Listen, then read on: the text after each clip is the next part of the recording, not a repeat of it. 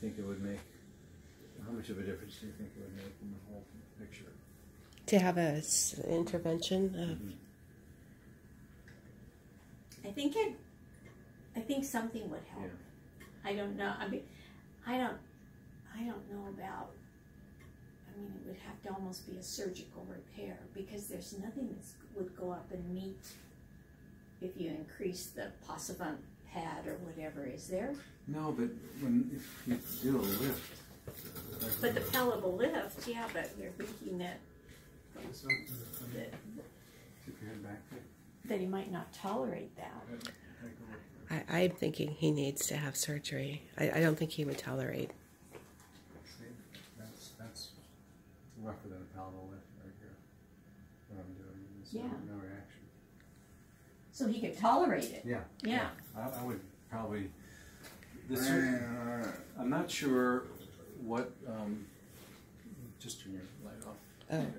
Oh, so I'm sorry. That's okay. I'll just turn it on to kind of record the... Yeah, okay. I don't, as far as doing the surgery, I have not done one of these procedures for 20 years, and I don't know anyone who does. Okay. And I can ask around and find out. If there's somebody even in a different state that has done it, we would fly and do it. So we can look into seeing who might do it, and you to go there and get an evaluation. I think it would help. I think it would too, and I really want him. He's lost his life by not being able to communicate. And I would really encourage you to get a augmentative communication, an assistive device workup too. We do, but he is inconsistent in the way he just, it's like he rebels it.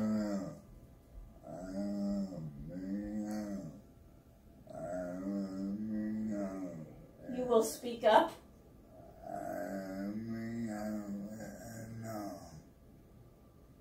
No, it's more of using like the speech thing with your you know, that thing where you type in what you're going to say and then it says it. Or you bring in the words where you go, the first letter is B and the second letter is W, and where you help people understand you. But... Okay. But I would recommend that if there's a way to get a palatal lift to do that. Because I think it is What is it? Is that something that stays in forever? It's a denture. It's like putting in a denture. It clips on your teeth. Can we see one? No. We don't have them. It's a different department. It looks like a denture. It's like going to a dentist. You go to a prosthodontist or not. What is prosthodontist? Yeah. Prosthodontist, yeah. And so your experience on that, how effective are they? Well, most people, they do really well if you don't have a gag. And Ellen, Dr. Halal is just really pushing on there, and they're not gagging and spitting and It was painful. It was painful. Oh, it was painful because But he was really doing it. I was being pretty mean. And you had a stick. These things are soft. Yeah, and, I mean, I was trying to push the limit and see if I could get you to gag, and you didn't. And so the fact that people who don't have a gag do really well with these, people who have a gag sometimes can't tolerate it very well. Well, we could try that, but I also would like really some research on who does this surgery. Yeah. Okay. And I would be willing to fly him to wherever we need to go to get the surgery. We'll see if we can find a place where you can get a consult. They might want you to do a palatal lift also, though, because if I were doing the surgery, I would still want to do a palatal lift, because if a palatal lift will do it, I don't want to operate. Okay, so you want to... It's just safer. It's okay. safer. I mean, if you can get a dental appliance and put it in the morning and take it out at night, or put it in when you're speaking. How big is it? It looks just like a denture you've seen, but it has a little lollipop sticking off the end of it like that.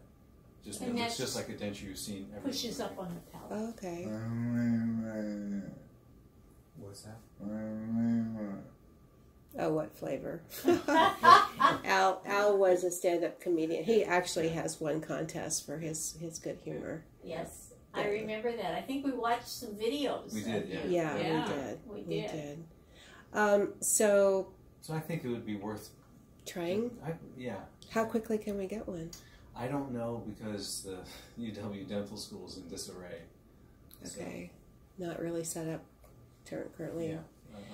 We can put in a consult, but I don't know if they're doing them anymore right now. Okay, is there some place like in California that might have one that we could fly down and? We'd have to check.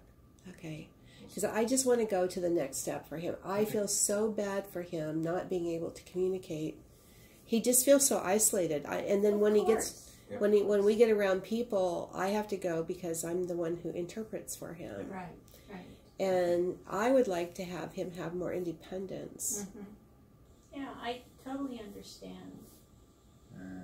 So we're going to look into all this stuff. You know, it's our specialty is voice, the vocal cords. Okay. And those look pretty good. Okay. The cognitive stuff is a whole nother department. Right. And the palatal lift is a whole nother department. And so, but we have contacts, so we will look into that for you and see what we can figure out and give you a call. Is that would be wonderful. Yeah, actually, it'd be wonderful. Yeah. So we still have a lot of work. We're going to be doing a neuropsych evaluation coming up here soon too. Well, that will be very helpful. Yeah.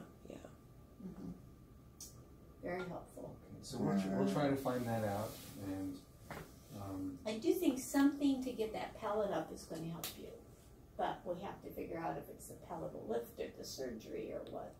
Now, as far as a palatal lift, he does drool a lot, and I'm always telling him, please swallow, set your neck up, swallow hard, and he just lets it pool in his mouth, and then he chokes on it. And so I get concerned about that, and I'm not sure if that's a cognitive thing. It is. Because we do it automatically without thinking, and for Alan, you have to remember, swallow. Sometimes people will use like a timer or something, and every time it buzzes, swallow, buzz, swallow, buzz. He would climb the wall. Yeah, I don't think. Okay, all right. Well, hey. But the other thing I'm asking about the palatal lift is, would it make him cough more? Would it make him pool that water in his mouth more? I don't think so. Okay. The pooling is, you got to keep your lips together. And remember to swallow. And remember to swallow. The lift is not going to help or hinder with that. I don't think it will help it. Okay. But I don't think it would hinder it either. Okay. Well, I think most of my questions have been answered. I appreciate your time today. So we will look into this and we will give you a call. Sounds great. Okay. Sounds good. Thank you so much for your time. Sure. Appreciate it. Okay. I should call you. Very well. Yes. Remind me of your name. Okay, Bonnie. Bonnie Richter, Richter. And my phone number is 425-315-3100. So I work at a CPA firm, but if you call me, if you email me or text me and say, I'd like to call you at 2 so we can have a discussion, then I can tell my boss, I need 2 o'clock, I need to go run into the conference room and have a conversation. I can do that. Okay. But to pick up, I can't do that. Okay, and what's your email? Bonnie R at falcosult.com. FALCOSULT.com. That's my work one, and that's the one I'll probably during the hours that Okay. All right. Okay. We'll do some investigating, Ellen. Is that okay? You're welcome. Yeah, he's been a real trooper. Yeah. I think the thing is you had the TBI way back when you were 19, and you recovered so well from that, and your comedy and stuff was, really nice, and then to have this bleed, this stroke, just tipped you over the edge, and that's Yeah. so frustrating because you want it to be like it was. Even. Well, he's been writing again, and he's writing some chronicles. He's going to have some. We're talking about having something that we can present to the Stroke Association group, where he talks about what it's like for using an avatar. Oh. Yeah, so it'll be an avatar, and it'll be just talking and using PowerPoint through the avatar. And the DVR as well. Yeah, DVR, the folks there to focus with the people.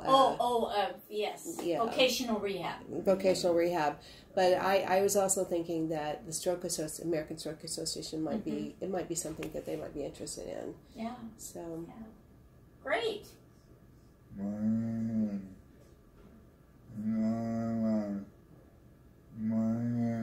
Marketing. Mm-hmm. Yeah. And then guess whose job that is? Guess who the marketer is?